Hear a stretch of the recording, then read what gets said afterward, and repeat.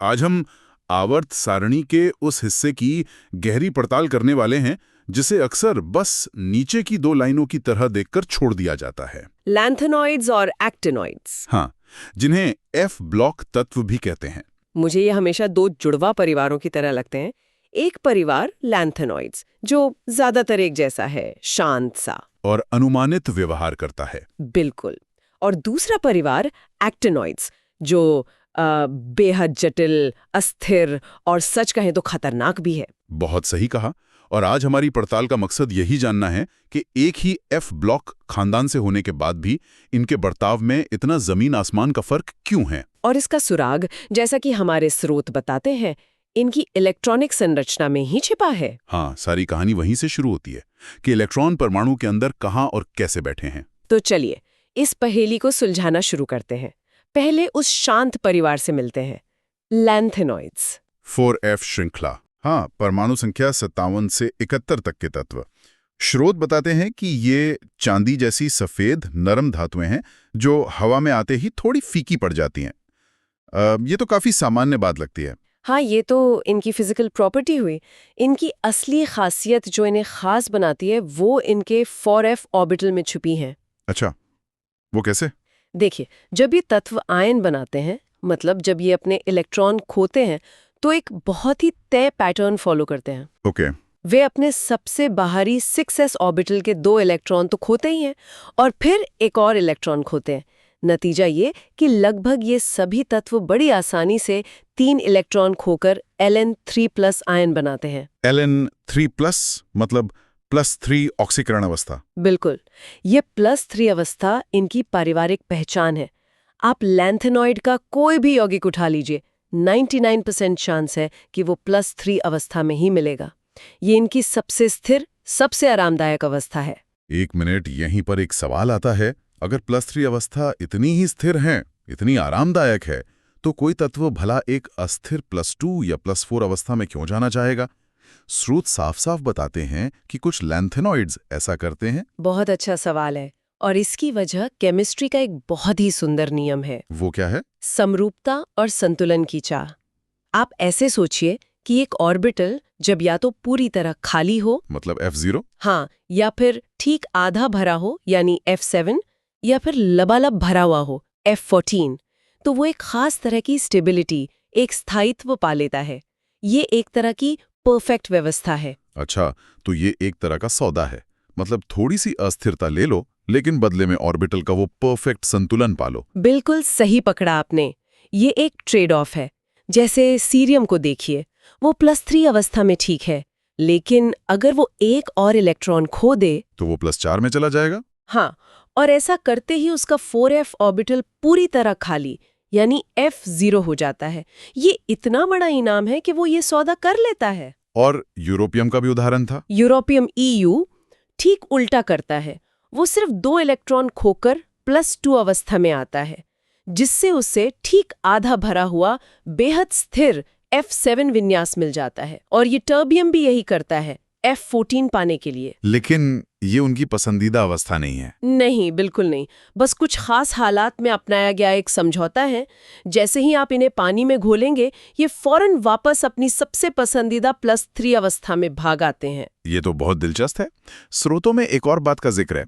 इनके स्पेक्ट्रा में बहुत तेज कमजोर रेखाएं होती हैं और कुछ अनक्वेंच्ड ऑर्बिटल मोमेंटम जैसी बात भी है।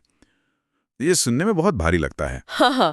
हाँ, ये शब्द थोड़े डराने वाले हो सकते हैं, पर इनका मतलब बहुत सीधा और मजेदार है। बताइए। इसे ऐसे समझते हैं, सोचिए कि लैंथेनॉइड्स के जो 4f इलेक्ट्रॉन हैं, उनके खास इलेक्ट्रॉन वो परमाणु के अंदर एक सुरक्षित कमरे में बैठे हैं। सुरक्षित कमरा? हाँ, उनके बाहर 5s और 5p इलेक्ट्रॉनों की मोटी दीवारें हैं, एक कवच है। इस कवच या शील्डिंग की वजह से बाहरी दुनिया में क्या हो रहा है, कौन सा अणु जुड़ रहा है, इसका उन पर ज्यादा असर नहीं पड़ता। मतलब ये बाहरी माहौल से लगभग कटे हुए रहते हैं। बिल्कुल, वे एक मुक्त आयन या फ्री आयन की तरह बर्ताव करते हैं और इसी वजह से जब हम उन पर प्रकाश डालते हैं तो उनका स्पेक्ट्रम बहुत साफ, पतली और तेज रेखाओं वाला होता है। बाहरी माहौल उसे धुंधला नहीं कर पाता। अच्छा, तो ये सिर्फ एक थ्योरी नहीं है, इसका सीधा असर हमारी रोजमर्रा की तकनीक पर भी है। बिल्कुल। हमारे फोन की स्क्रीन में जो चमकीले रंग आते हैं या लेजर तकनीक में इन्हीं गुणों का इस्तेमाल होता है। कमाल है। अब इन गुणों का एक और बहुत बड़ा नतीजा है जिसके बारे में स्रोत बात करते हैं, लैंथेनॉइड संकुचन। ये क्या चीज है? ये लैंथेनॉइड केमिस्ट्री का कह सकते हैं कि दिल है। इसका सीधा सा मतलब है कि जैसे जैसे हम श्रृंखला में बाएं से दाएं जाते हैं, लैंथेनम से ल्यूटेटियम तक, तो क्या होता है? तो इन तत्वों के आयनों का आकार लगातार थोड़ा थोड़ा छोटा होता जाता है। पर ऐसा क्यों? आमतौर पर तो परमाणु संख्या बढ़ने पर कोश बढ़ते हैं, तो आकार बड़ा होना चाहिए ना? हाँ, आमतौर पर, लेकिन यहाँ वो कवच वाली बात आ जाती है। असल में 4f इलेक्ट्रॉनों का वो कवच या शील्डिंग उतनी अच्छी नहीं है। रसायन की भाषा में हम कहते हैं कि उनकी परिरक्षण क्षमता खराब है। ओके। तो जैसे जैसे हम श्रृंखला में आगे बढ़ते हैं, नाभिक में प्रोटॉन तो बढ़ते जाते हैं, जिससे नाभिक का खिंचाव बढ़ता है। 4f इलेक्ट्रॉन इस बढ़ते खिंचाव को ठीक से रोक नहीं पाते। और नतीजा ये होता है कि सबसे बाहरी इलेक्ट्रॉन नाभिक की तरफ और जोर से खिंच जाते हैं। इसी वजह से परमाणु थोड़ा सिकुड़ जाता है, मतलब उसका आकार छोटा हो जाता है। तो आकार में इस मामूली सी कमी से इतना बड़ा फर्क कैसे पड़ जाता है? इसके परिणाम क्या होते हैं? इसके दो बड़ी और एक दूसरे से जुड़े हुए परिणाम हैं। पहला तो है रासायनिक समानता, मतलब केमिकल सिमिलैरिटी। हाँ, आकार में इतना कम अंतर होता है कि प्रकृति के लिए इन तत्वों में फर्क करना लगभग नामुमकिन हो जाता है। वे अयस्कों में हमेशा एक साथ पाए जाते हैं, जैसे जुड़वा भाई हों। उन्हें एक दूसरे से अलग करना केमिस्ट्री की सबसे बड़ी चुनौतियों में से एक है। और दूसरा नतीजा? दूसरा नतीजा उनके आवेश घनत्व यानी चार्ज डेंसिटी से जुड़ा है। देखिए, श्रृंखला में आगे बढ़ने पर आकार तो घट रहा है, पर उन सभी पर आवेश +3 तो एक जैसा ही है। सही बात है। इसका मतलब है कि वही +3 आवेश अब एक छोटी सी जगह में सिमट गया है, यानी चार्ज डेंसिटी बढ़ गई है। और जिसकी चार्ज डेंसिटी ज्यादा होती है, वो दूसरे अणुओं को अपनी तरफ ज्यादा मजबूती से खींच सकता है। अच्छा, तो इसीलिए उनकी संकुल यानी कॉम्प्लेक्स बनाने की प्रवृत्ति ला Q+ से Lu+ तक बढ़ती जाती है। बिल्कुल। तो हाँ, वे गुण में बहुत समान है, लेकिन ये छोटा सा अंतर उन्हें अलग करने की कुंजी भी देता है। ठीक है, तो ये हुई शांत और अनुमानित परिवार की कहानी। अब आते हैं दूसरे जुड़वों परिवार पर, एक्टिनॉइड्स पर। हाँ, 5f श्रृंखला, जो परमाणु संख्या 89 से 103 तक है। इनकी कहानी मुझे लगता है यहीं से बिल्कुल अलग हो जाती है। इनके बारे में सबसे पहली और सबसे जरूरी बात क्या है? सबसे जरूरी बात यह है कि इस परिवार का हर एक सदस्य रेडियोधर्मी है, अस्थिर है। यूरेनियम के बाद वाले तो इतने अस्थिर हैं कि प्रकृति में पाए भी नहीं जाते। उन्हें प्रयोगशालाओं में बनाया जाता है। हाँ, एक एक परमाणु करके। तो उनकी पहचान ही अस्थिरता है। और ये अस्थिरता सिर्फ उनके नाभिक तक सीमित नहीं है ना। स्रोत बताते हैं कि उनके इलेक्ट्रॉन भी बहुत अप्रत्याशित व्यवहार करते हैं। बिल्कुल। अगर लैंथेनॉइड्स के 4f इलेक्ट्रॉन एक मोटे कंबल में थे, तो एक्टिनॉइड्स के 5f इलेक्ट्रॉन बस एक पतली चादर ओढ़कर बैठे हैं। उनकी शील्डिंग और भी ज्यादा खराब होती है। मतलब लैंथेनॉइड संकुचन से भी ज्यादा कुछ होता होगा यहाँ। हाँ, एक्टिनॉइड संकुचन होता है और वो ज्यादा बड़ा होता है। पर उससे भी बड़ी बात यह है कि उनके 5f, 6d और 7s ऑर्बिटलों के बीच ऊर्जा का अंतर बहुत ही कम है। अच्छा, तो इससे क्या होता है? इससे ये होता है कि रासायनिक अभिक्रिया में कौन सा इलेक्ट्रॉन हिस्सा लेगा, ये कहना मुश्किल हो जाता है। वे इन तीनों ही ऑर्बिटलों से इलेक्ट्रॉन खो सकते हैं। इसीलिए वो लैंथेनॉइड्स की तरह सिर्फ +3 तक ही सीमित नहीं रहते। बिल्कुल नहीं, +3 तो दिखाते हैं, लेकिन उसके अलावा वे +4, +5, +6 और नेपच्यूनियम और प्लूटोनियम तो +7 तक की ऑक्सीकरण अवस्थाएं दिखाते हैं। +7, ये तो बहुत ज्यादा है। इसका मतलब उनकी केमिस्ट्री बहुत ज्यादा विविध और जटिल होगी। बहुत ज्यादा। और इसी वजह से वो एक खास चीज बनाते हैं जो लैंथेनॉइड्स नहीं बनाते, ऑक्सोकैटायन। ऑक्सोकैटायन? हाँ, जैसे यूरेनियम का बहुत प्रसिद्ध आयन है UO2+। इसमें धातु का परमाणु ऑक्सीजन से मजबूती से जुड़ा होता है। ये एक्टिनॉइड्स में आम है। ठीक है, तो हमने दोनों की कहानी अलग अलग सुनी।